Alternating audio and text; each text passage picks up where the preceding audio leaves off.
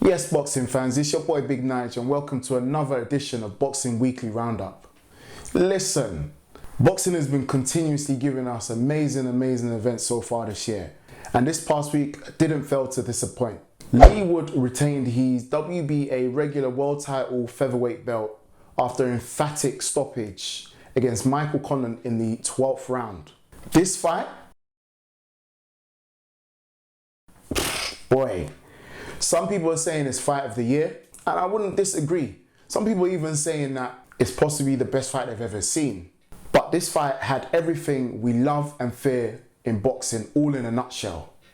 We had Leigh Wood making his first defense of his WBA regular belt against a determined, highly rated and highly skilled Michael Conlan. And this fight didn't disappoint. Conlan made a fast start as expected. He came out the blocks fast and knocked Leigh Wood down in the first round. It was a beautiful peach of a shot. It was an overhead left. He literally fainted and was bouncing, and literally Wood couldn't see that shot coming even if he wanted to. But thankfully it was bang on the bell and he managed to make the count eventually. For the next rounds, I think it was rounds 2, 3 and 4, Wood's legs weren't there. He was literally doing the skanky leg for at least 4 rounds. Do the stanky leg, do the stanky leg, do the stanky leg, do the stanky leg. Somehow he managed to stay in the fight, but Conlan was so dominant those first 4 rounds. He was slipping, he was sliding. In 1 minute he was southpaw,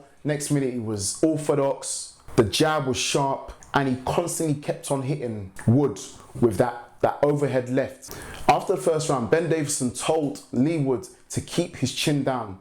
Anytime Conlan will step forward to throw a shot, Leigh Wood would lean back, leaving his chin up and vulnerable to get caught with the overhead left. During that 1 minute sit down with Davison, he had to ask Davison to repeat everything he had said because he was so dazed. Like literally, he wasn't there. He was sitting there, but he wasn't there. Oh, all right, help me out. Oh.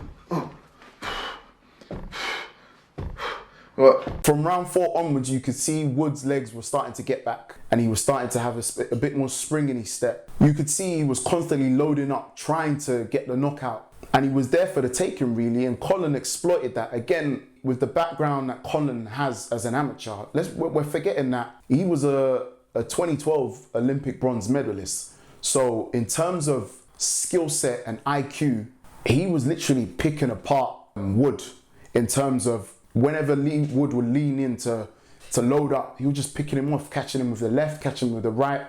Then 1 minute he will step on the inside and start working him on the body. It was great to see. Like honestly, it was 2 different styles coming together. Leigh Wood almost reminded me of a Carl Froch back in the day. They take a lot of shots, but all they need is that one shot to land. And we could see that. There was times when he did have him up against the ropes, and you could see the shots that he was landing were effective. Although Conlan was so energetic and high intense, it did slow him down a bit as the rounds did go on. My guy Chris Congo, who trains with Leigh Wood, gave me an insight, and I asked him for his predictions, and he said that let's not get it twisted, like Michael Conlan is very good, but if Leigh Wood can work the body, slow him down and get him up against the ropes, he will get him out of there because he's very heavy-handed. And I was like, bro, like, what, are you sure, yeah? He was like, trust me, bro. Bruv, my guy went lying, you know. Too slick come with the facts, fam.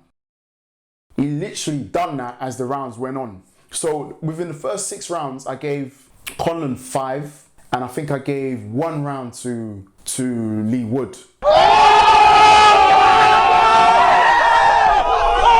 As the rounds went on, that high intensity Conlan started with, you could see eventually it was fading out and he couldn't maintain it. So as the rounds were going on, you could see there were times when he was just sitting on the ropes, which was inviting pressure for Leigh Wood to come onto him and land them heavy shots to the body to slow him down, and you could see it taking its toll. Round 10 for me was the round where I believe the tides began to change. Conlan was no longer boxing on the back foot. He was more I would say probably trying to get a breather for starting off so strong. This is where Wood started to have these impacts.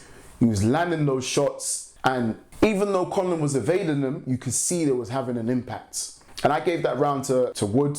Round 11 for me was the best round of the fight in itself. It almost reminded me of Arturo Gatti and Mickey Ward all those years back, where they're literally fighting in the middle of the ring, both in the pocket, head down, and they're just throwing uppercuts and body shots and hooks to the head. And it was relentless. And big up to Leigh Wood, because he took some serious shots from Conlan. Over the course of the fight, he probably took about 10, 11 overhead lefts. And it just got to a point where he knew he was down on the cards and he just had to go for the knockout. And he dropped him in round 11. When that shot came, I think it was a left hook. And when that shot came initially, I thought, Michael Conlan slipped. I'm not having that. You could see Adam Booth wiling out when the round was over. Mickey Conlan was stating that I didn't get knocked, I slipped. But if you look closely in a slow-mo, they were fighting in the middle of the ring and Conlan started to backpedal towards the ropes. And as he's backpedaling, Wood has hit him with a left hook to the chin. His body's moved in the direction of the shot, but also at the same time, his legs giving way. So in my opinion, that's a knockdown, unfortunately. And from then on, we had a fight on our hands in round 12. Round 12 comes now, and literally Leigh Wood has gone ham. In the press conference the day before the fight, Leigh Wood said, if you're still standing in round 12, trust me when I say I'm gonna knock you out. You waiting for a name. What happens when you can't knock me out? What happens when you don't knock me out? If I knocked you out by round 12, if you're looking at me in round 12, if you're looking at me in round 12 and I haven't knocked you out, guess what? I'm gonna knock you out. And listen, my guy weren't lying, you know. Round 12 came and he got him up against the ropes. Fatigue had kicked in him by this point for Conlan. He was literally just trying to ride it out for the last few minutes of the round. I promise, like, and even it's. It was a devastating knockout. I couldn't tell you what shot it was, but it was just a flurry of shots, and you just saw him just literally his head just dropped. And he fell out the ring. Thankfully, his brother, who was sitting ringside, Jamie Conlan, I believe his name is, managed to catch him and prevented him from hitting his head down on the floor. Credit to the Zone and all cameramen for not showing Conlan down on the floor when he was out cold. And although it was an emphatic stoppage from Wood, credit to Wood also not getting too excited and telling the crowd to just calm down and until we knew what was going on with Conlan.